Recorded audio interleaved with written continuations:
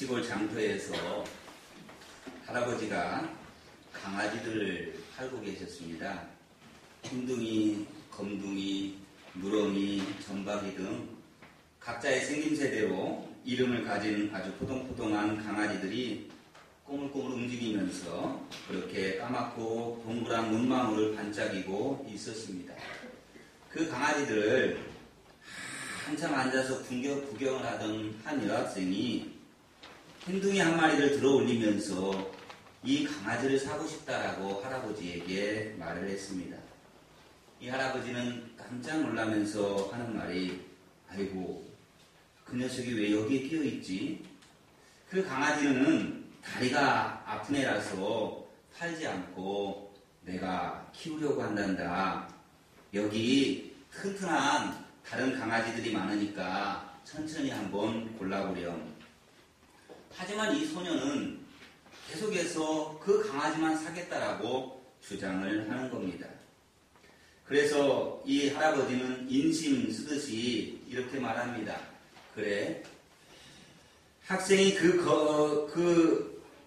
이 강아지를 살려고 하면 그러면 내가 돈은 안 받을 테니까 그냥 데려가서 그냥 이 아픈 녀석이니까 아픈 녀석 키우는데 힘들 텐데 잘 좀 보살펴 줘 라고 하면서 이 강아지를 돈을 안 받고 이 소녀에게 주었습니다. 이 소녀는 이 할아버지에게 고맙다는 인사를 몇 번을 하고 일어나서 그 강아지를 안고 걸어가는데 그 학생의 뒷모습을 본 순간 이 할아버지는 아무 말도 할 수가 없었습니다.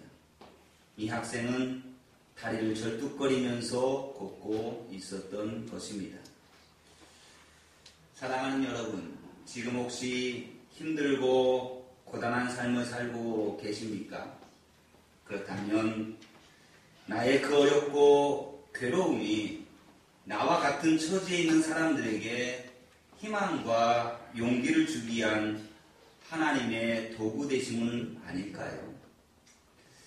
여러분 한 주간 하나님의 도구로서의 삶을 살아보셨습니까?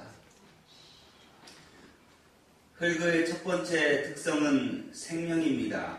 하나님께서 아담을 흙으로 창조하셨습니다. 흙에 생명이 있기 때문이지요. 하나님께서 사람을 창조하실 때 그래서 흙을 사용하셨습니다. 나무나 꽃이나 채소들도 모두 다 흙에서 자랍니다.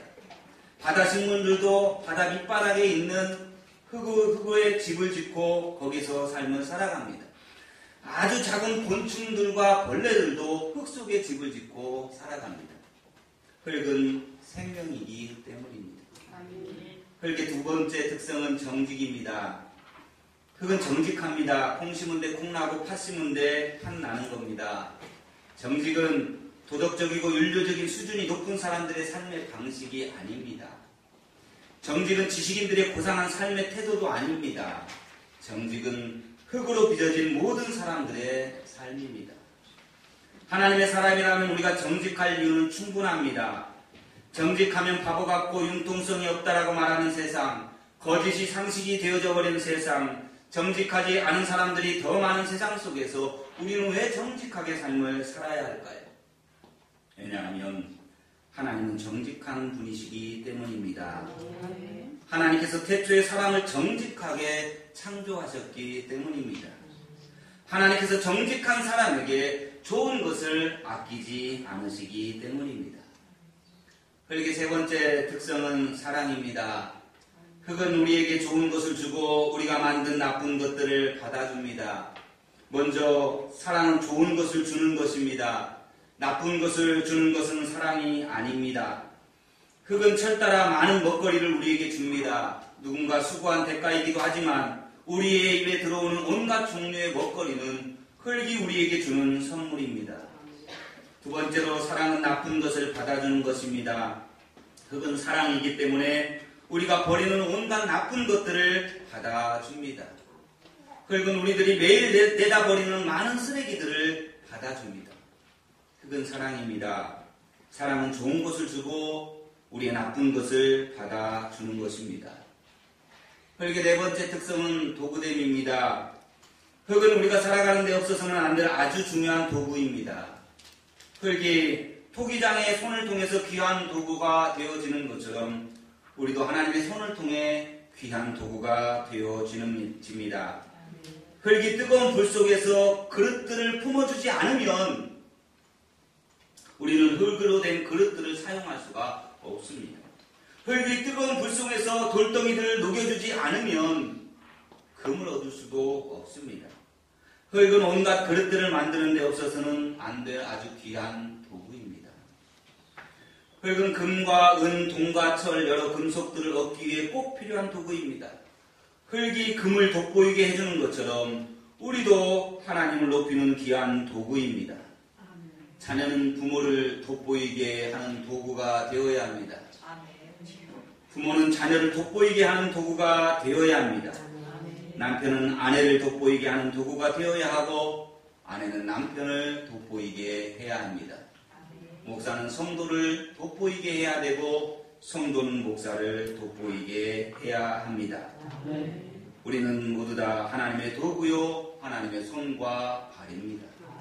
하나님께서 우리를 통해서 놀라운 일을 행하시기 위해서 그 일을 위해서 하나님께서 우리를 부르셨습니다.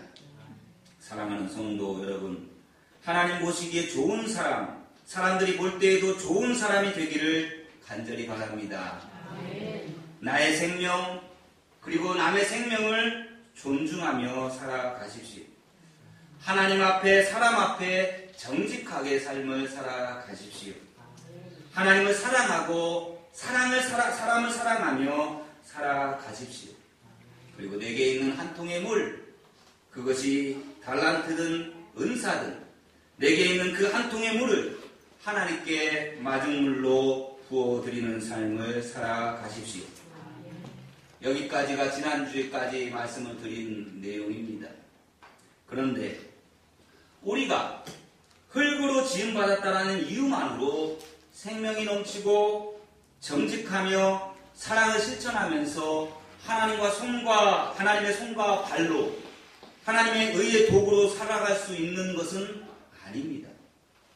우리가 흙으로 빚어졌다고 저절로 좋은 사람이 되어지고 좋은 사람으로 살아갈 수 있는 것이 아니다라는 겁니다. 왜냐하면 창세기 2장 19절에 보면 동물 역시 흙으로 지음을 받았다라고 기록이 되어져 있기 때문입니다. 창세기 2장 19절을 보면 여호와 하나님이 흙으로 들짐승과 공중의 각종 새를 지으시고 아담이 무엇이라고 부르나 보시려고 그것들을 그에게로 이끌어 가시니 아담이 각 생물에 부르는 것이 곧 그 이름이 되었더라 라고 말씀합니다. 사람처럼 흙으로 지음받은 사자가 양이나 염소의 생명을 보호해 줄까요? 동물들이 흙으로 지음받았다는 이유만으로 사람처럼 정직하게 삶을 살아갈 수 있을까요? 짐승이 흙으로 지음받았다는 이유만으로 하나님의 사랑으로 서로 사랑할 수 있을까요? 짐승이 흙으로 지음받았다는 이유만으로 하나님과 사람에게 꼭 필요한 도구가 될 수 있을까요? 동물은 흙으로 지어졌지만 철저하게 자기 본능, 자기 욕망에 따라 살아갈 뿐입니다. 그렇게 살면 안 되지만 안타깝게도 자기 본능, 자기 욕망에 따라 사는 사람들도 있습니다. 태초에 이미 동물은 동물의 삶을 살도록 창조되었고 태초에 사람은 사람답게 살도록 지음받았습니다. 하나님은 동물들에게 사람답게 살아가라고 요구한 적이 단 한 번도 없습니다. 아무리 비싼 동물이라 할지라도 동물은 절대 사람이 될 수 없습니다. 아무리 귀엽고 심지어 사람과 같이 먹고 사람과 같이 자는 동물이라 할지라도 동물은 동물일 뿐 결코 사람이 될 수 없습니다. 그렇다면 짐승과 똑같이 흙으로 지음받은 사람이 어떻게 생명, 정직, 사랑, 도구로서의 삶을 살아갈 수 있을까요? 이 질문에 대한 해답도 창세기 2장 7절에 나와 있습니다. 창세기 2장 7절을 보면 여호와 하나님이 흙으로 사람을 지으시고 생기를 그 코에 불어넣으시니 사람이 생명이 된지라 라고 말씀합니다. 만약 하나님께서 사람을 흙으로만 지었다면 사람은 동물과 전혀 다를 바가 없을 것입니다. 그러나 하나님께서 사람을 동물과 다르게 만드셨습니다. 사람이나 동물 모두 다 흙으로 만드셨지만 사람에게는 특별히 하나님의 생기를 불어넣어 주셨습니다. 이 생기, 하나님의 호흡이 들어가자 흙덩이에 불과했던 사람이 생명이 되었습니다. 이것이 바로 동물과 사람의 차이입니다. 그렇다면 생명이 무엇일까? 생명은 살아있는 존재라는 말입니다. 생명은 영으로 사는 사람이라는 뜻을 가지고 있습니다. 생명은 성령 안에서 새롭게 다시 태어난 사람을 생명이라고 말하는 겁니다.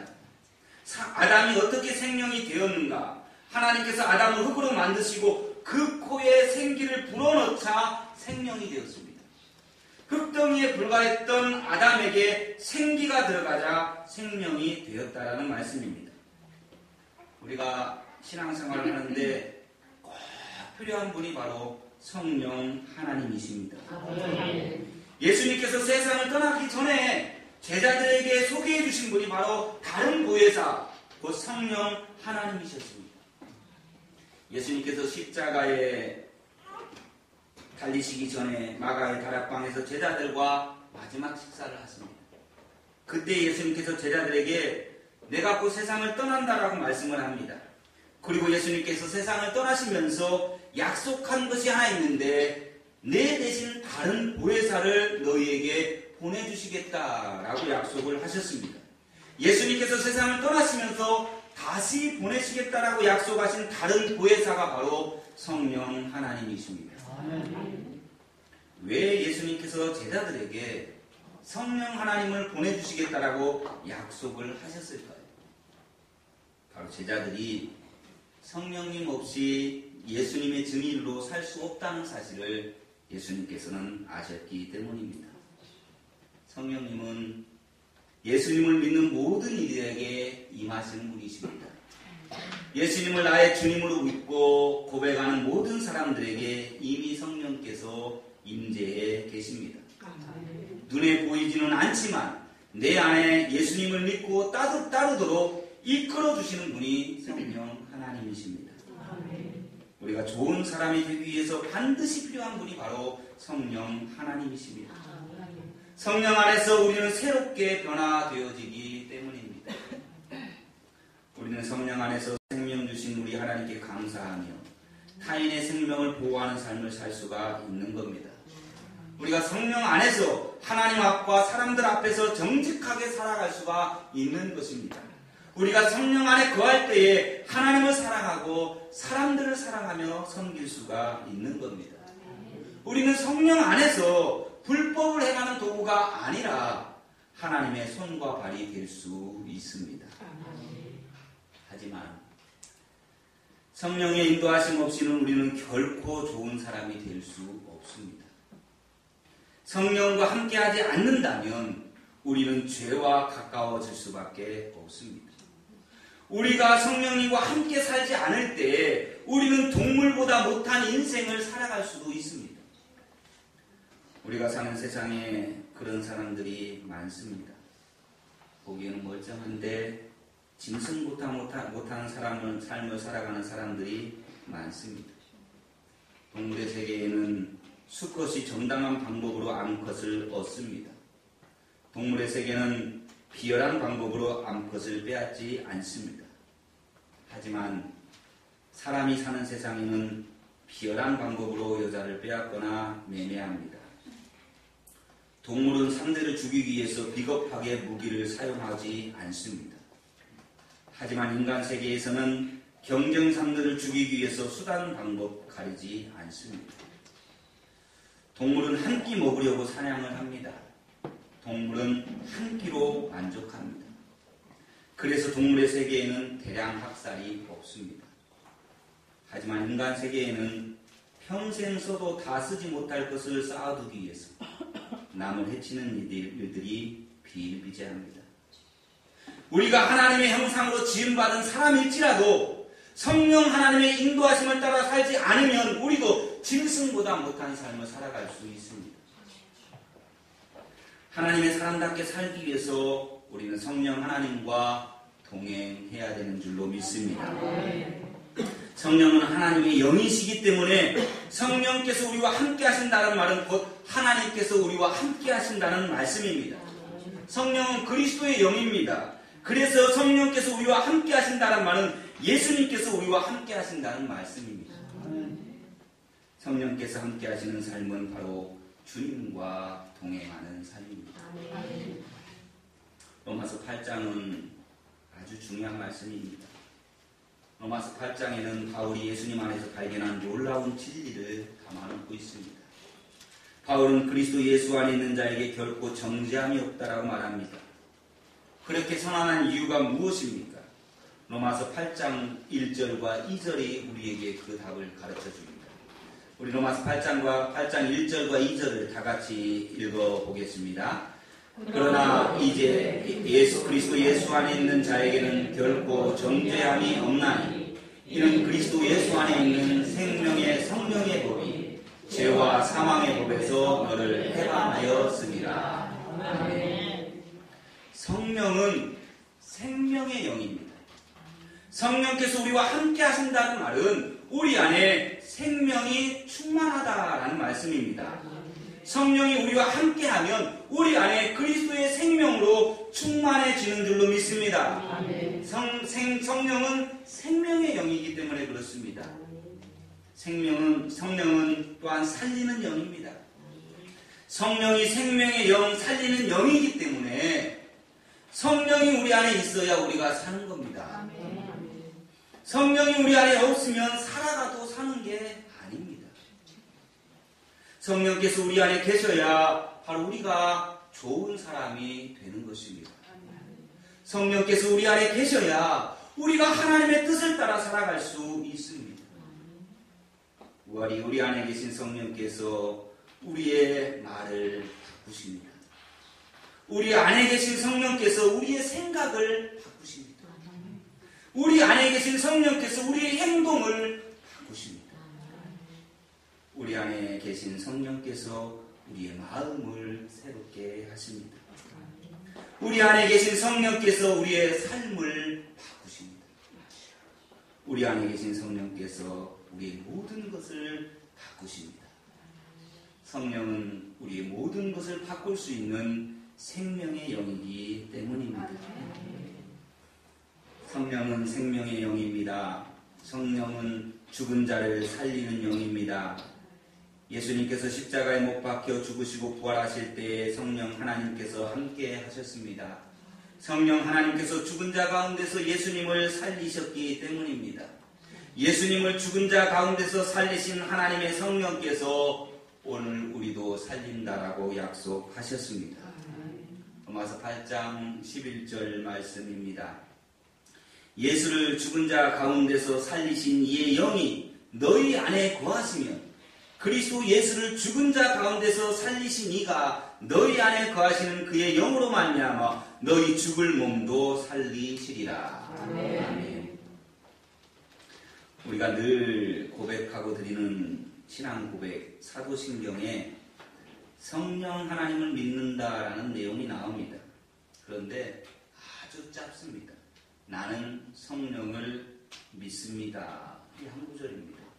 그런데 사도신경의 성령에 대한 신앙 고백이 너무나 짧고 간단하죠. 성령을 믿는데 어떤 성령을 말하는 것인지 아무런 언급도 하지 않습니다. 성령 하나님이 어떤 분인지 구체적인 설명도 없이 그냥 한마디로 끝입니다. 나는 성령을 믿습니다. 여러분 인생을 살다 보면 설명이 필요 없을 때가 있습니다. 어느 때가 설명이 필요가 없을 때입니까? 모두가 다 알고 있을 때는 굳이 설명할 필요가 없습니다. 어떤 사람이나 어떤 사실을 거기에 있는 모든 사람이 다 알고 있을 때 굳이 설명이 필요가 없는 것이죠. 사도신경에 성령 하나님에 관한 신앙 고백의 내용을 이처럼 간단 명료하게 실은 이유는 초대교회 성도들을 비롯해서 예수님을 믿는 사람들이 성령을 직접 경험했기 때문입니다. 사도행전은 성령행전이라고 불리울 만큼 성령에 관한 내용이 많이 나옵니다. 사도행전에서 성령이라는 단어가 들어있는 절수가 50절입니다. 50절이나 나와요. 사도행전은 곧 성령행전입니다. 사도행전 곳곳에 성령께서 역사하신 내용이 기록되어 있습니다. 성령 받고 방언을 받았습니다. 성령의 능력으로 병을 고쳤습니다. 성령을 속이다가 죽임을 당했습니다. 성령의 인도하심을 받고 사역지를 옮겼습니다. 사도신경의 성령에 관한 신앙 고백의 내용을 이처럼 아주 간단 명료하게 실은 이유는 바로 이 초대교회 성도들이 성령을 직접 경험했기 때문입니다. 그래서 설명할 필요가 없었던 것입니다. 성령은 우리가 지식으로 아는 것이 아닙니다. 우리가 공부한다고 해서 성령을 아는 거 아닙니다. 성령은 체험해야 하는 분입니다. 성령을 공부하지 마십시오. 성령 하나님을 만나십시오. 성령을 경험하십시오. 성령이 아니고는 우리는 결코 좋은 사람이 될 수 없습니다. 성령 하나님을 갈망하십시오. 날마다 시도 때도 없이 성령의 충만함을 달라고 기도하십시오. 성령으로 충만해야 우리가 좋은 사람이 될 수 있기 때문입니다. 사랑하는 여러분, 어떤 사람이 좋은 사람입니까? 좋은 사람은 생명을 살리는 사람입니다. 좋은 사람은 정직한 사람입니다. 좋은 사람은 하나님과 사람을 사랑하는 사람입니다. 좋은 사람은 하나님과 사람들에게 귀한 도구로 살아가는 사람입니다. 좋은 사람은 성령 하나님과 동행하는 사람입니다. 골짜기에 가득 쌓인 마른 뼈를 큰 군대가 되게 하시는 분이 성령 하나님이십니다. 두려움에 벌벌 떨고 있는 제자들에게 평안을 주시는 분이 성령 하나님이십니다. 지금 우리에게도 필요한 분이 바로 이 성령 하나님이십니다. 파스칼이라고 하는 분이 있습니다. 프랑스 철학자이자 수학자입니다. 파스칼은 그가 쓴 팡세라고 하는 책에서 인간은 생각하는 갈대라는 말을 해서 유명해졌습니다. 어렸을 때 저는 파스칼이 한 말, 인간은 생각하는 갈대다라는 말이 무슨 뜻인지 잘 몰랐습니다. 여러분 혹시 인간은 생각하는 갈대라고 하는 이 말의 뜻을 알고 계십니까? 파스칼은 그에 대해서 이렇게 말합니다. 인간은 갈대와 같이 연약한 존재입니다. 하지만 인간이 다른 피조물과 다른 것이 하나 있습니다. 그것이 바로 인간은 생각할 줄 안다는 것입니다. 생각할 줄 아는 인간은 연약하지만 위대합니다.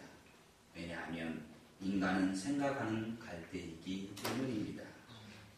이 파스칼이 죽기 전에 사람들에게 기독교를 변호하는 글을 쓰려고 했습니다. 파스칼은 자신이 만난 하나님을 소개하고 그리스도 안에 있는 행복을 전하려고 노력을 했습니다. 파스칼이 기독교를 변증하려고 애쓴 이유는 그가 하나님을 만나는 놀라운 체험을 했기 때문입니다. 1654년 11월 23일 늦은 밤, 파스칼은 하나님을 인격적으로 만났습니다. 파스칼은 그날 밤 경험한 놀라운 사건을 한 장의 종이에다가 아주 간략하게 기록을 해놓았습니다. 파스칼은 그 종이를 잘 접어서 심장 가까운 안주머니에 항상 넣고 다녔습니다.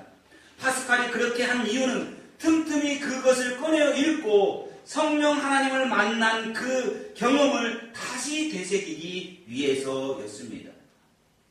그의 임종 때에 사람들이 그의 손에서 구겨지고 달아빠진 종이를 발견했습니다. 그 종이에는 이렇게 적혀 있었습니다. 밤 10시 30분부터 12시 30분 무렵 불 5. 철학자들과 지혜로운 자들의 하나님이 아닌 아브라함의 하나님, 이삭의 하나님, 야곱의 하나님, 오직 복음을 통해서만 알 수 있는 예수 그리스도의 하나님. 든든한 마음, 뜨거운 감정, 평화, 기쁨, 그리고 기쁨의 눈물. 아멘. 파스칼이 쓴 이 글이 예수에게 미친 기독교 광신자나 아니면 극단주의자가 쓴 글로 보이십니까? 절대 그렇지 않습니다. 파스칼은 지극히 정상이었습니다.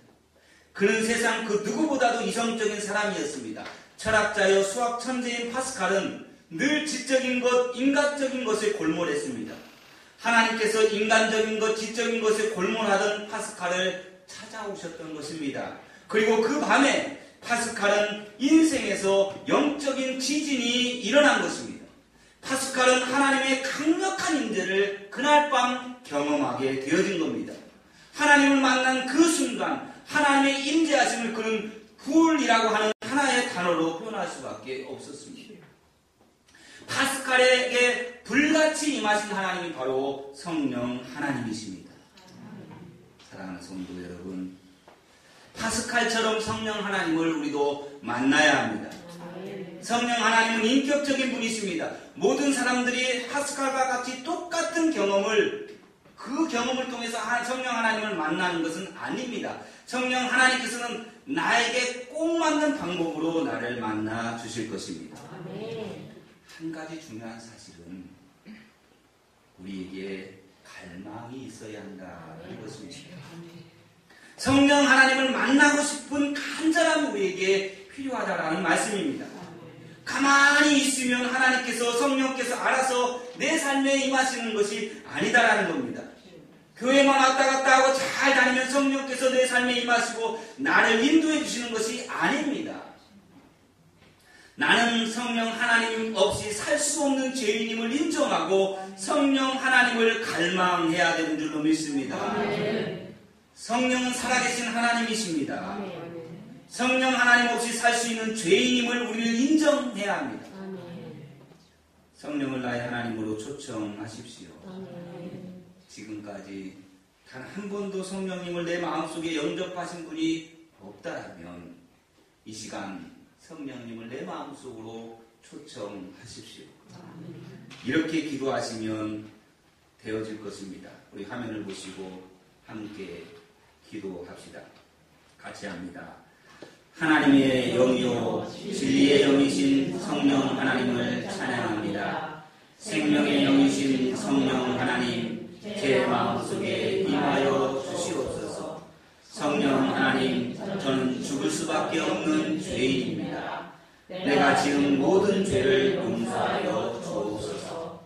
저의 죄로 인해 십자가에 못 박혀 죽으시고 부활하신 예수 그리스도를 나의 주님으로 믿습니다. 예수님 안에서 새로운 피조물이 되었음을 믿습니다. 성령 하나님, 제 삶을 당신의 생명으로 충만하게 하소서. 진리의 성령께서 내 삶을 다스려 주옵소서. 나로 성령으로 충만하게 하옵소서. 성령 하나님 초대합니다. 제 마음속에 임하여 주옵소서. 성령